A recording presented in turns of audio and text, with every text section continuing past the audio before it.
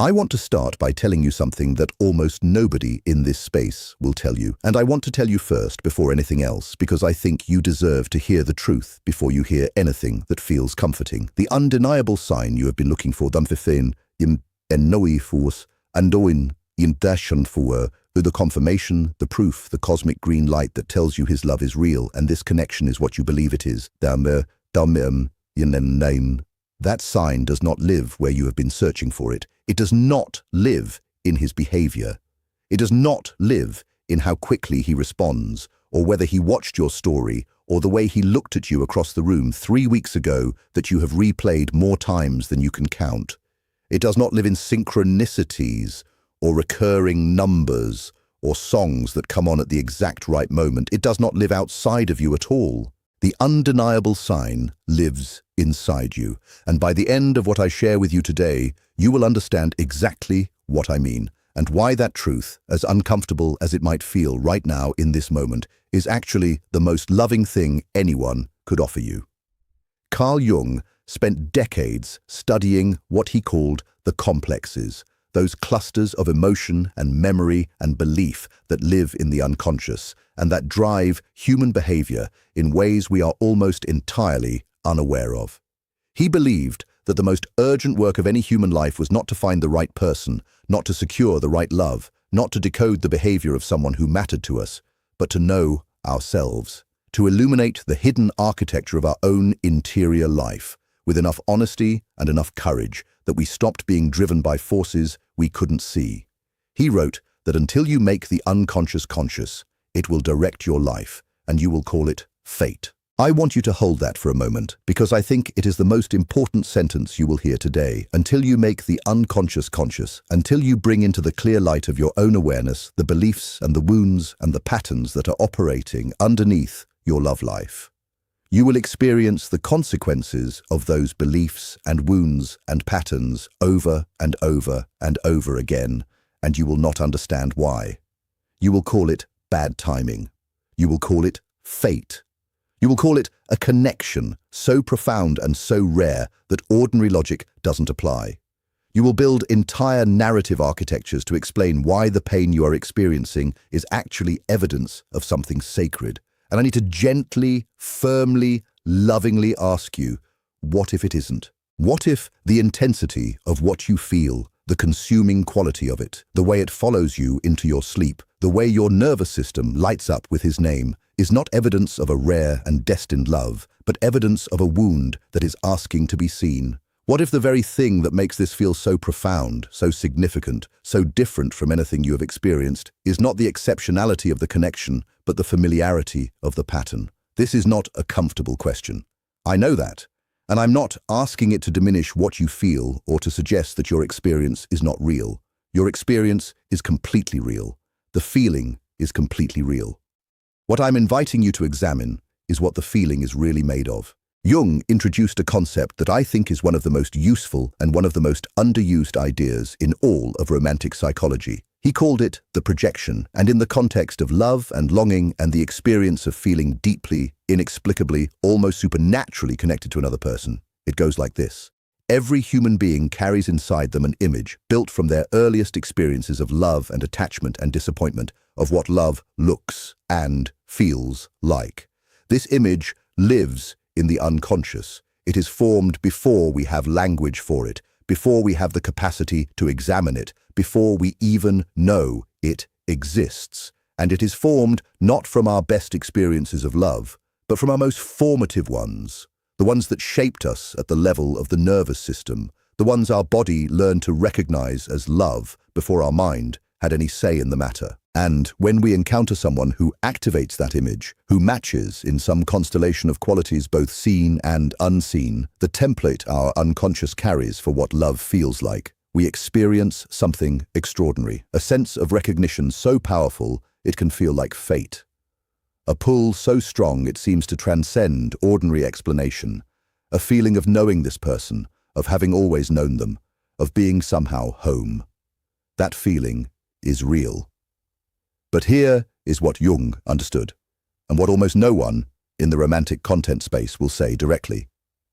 That feeling is at least partially a projection. It is at least partially your own interior, your own longing, your own unmet need, your own unlived to life.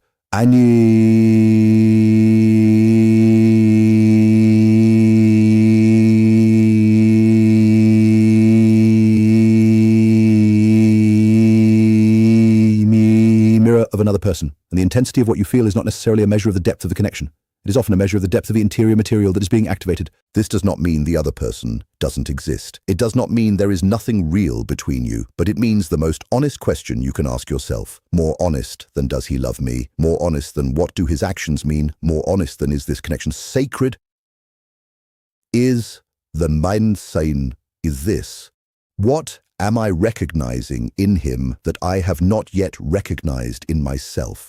What quality, what freedom, what depth, what way of being that I see in him or that I experience in his presence is actually something that belongs to me, that is mine, that I am projecting outward because I have not yet given myself permission to own it directly. Because here is what changes when you ask that question seriously. Here is what becomes possible when you turn the energy of this longing, all that extraordinary, consuming, life-interrupting energy, and you direct it inward instead of outward. You stop waiting for him to confirm your worth. You stop reading his behavior for evidence of your lovability. You stop needing the sign from outside because you have become interested in the only sign that was ever actually undeniable, the sign from inside, the quiet, consistent, unperformable truth of who you actually are and what you actually need and what you are actually capable of. Let me talk about something that I think is happening in you right now that has very little to do with him and everything to do with where you are in your own becoming. When a woman finds herself in the grip of this kind of consuming romantic focus, when her thoughts circle back to one person with an almost gravitational pull, when she monitors and analyzes and interprets and waits, what is often true is that she is in a period of her life where something significant is trying to emerge in her, something about who she is becoming, about what she wants, about the life she is trying to build, and the energy of that emergence, rather than being directed toward her own growth and expansion and self-definition, gets redirected toward this other person and the question of whether he loves her. It is a displacement, not a conscious one, not a deliberate one, but a displacement nonetheless. The enormous aliveness that belongs to your own unfolding gets poured into the question of him instead of into the question of you. And I want you to feel the cost of that for a moment, not with judgment, but with honest compassion for yourself. How much of your interior life, your thinking, your feeling, your creative and emotional energy, your capacity for attention has been occupied by this? How much of the life that belongs to you and that is waiting for you to show up fully inside it has been sitting on pause while you have been waiting for a sign from outside that you are loved? That is not a small cost. That is an enormous cost, and you deserve to know it is happening. Jung wrote about something he called the anima and the animus, the interior feminine and masculine principles that live in every psyche. He believed that when we project our animus or anima onto a real person, we enter into a kind of enchantment, a spell. The other person seems to shimmer with significance because they are lit up from the inside by our own interior fire. They seem more real than real, more meaningful than meaningful, because we have placed our own depth upon them. And the cure for this enchantment thing, the thing that breaks the spell not through loss, but through liberation, is not removing the other person from your life. It is withdrawing the projection. It is taking back what you gave out. It is reclaiming the depth and the longing and the aliveness you placed in him and returning it to its rightful owner, which is you. This is the undeniable sign you have been waiting for. This is it, not a sign from him, a sign from you, the sign that you are ready to stop giving away the most precious thing you have, your own interior life, your own attention, your own becoming, in the hope that it will be returned to you in the form of his love, because it won't, not from outside. Outside love, no matter how real, no matter how deep, no matter how destined, cannot fill the space that belongs to your relationship with yourself. It cannot give you the confirmation of your worth that you are looking for in his eyes. It cannot make you feel whole if you are coming to it from a place of incompleteness. What it can do, what love at its most genuine and most transformative actually does, is meet the wholeness you have already developed in yourself and build something new in the space between two people who have each come home to themselves first. That is the love worth having. That is the love worth waiting for, not by sitting still and interpreting signs, but by doing the extraordinary work of becoming someone who no longer needs a sign. Someone who is so grounded in her own sense of self, so genuinely at home in her own life, so clear about what she needs and what she deserves, that love becomes a natural expression of who she is, rather than a desperate hunger for what she lacks.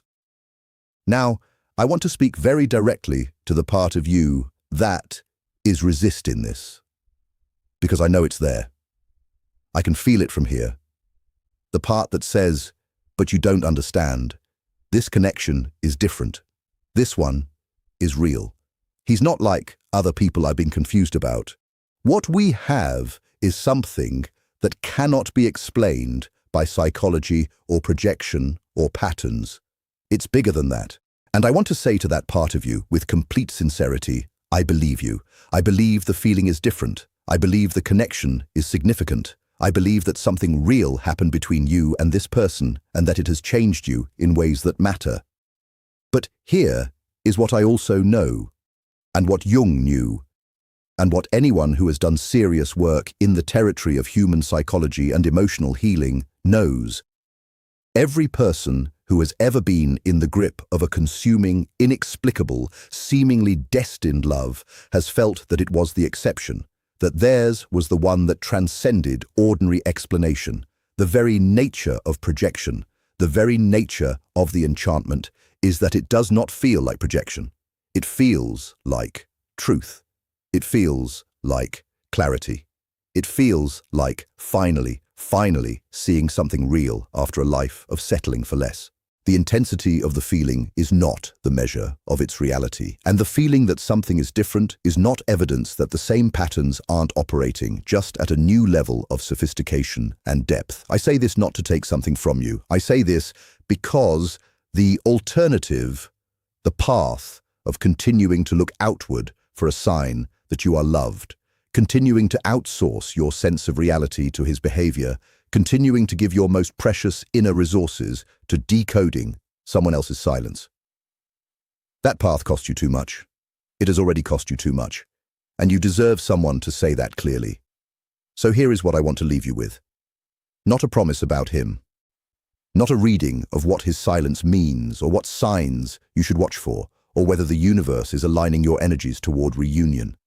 What I want to leave you with is something that actually belongs to you and that cannot be taken away by anything he does or doesn't do. You are a woman with the capacity to feel this deeply. That is extraordinary. Most people spend their entire lives at the surface of their emotional experience because the surface is safer and the surface is more manageable and the surface does not demand the kind of courage that depth requires. You are not at the surface. You never have been. That depth, that willingness to feel fully, to be moved completely, to care without a guarantee of return, is one of the most valuable things about you. It is also, when it is aimed outward at someone who cannot or will not meet it, one of the most painful things about you.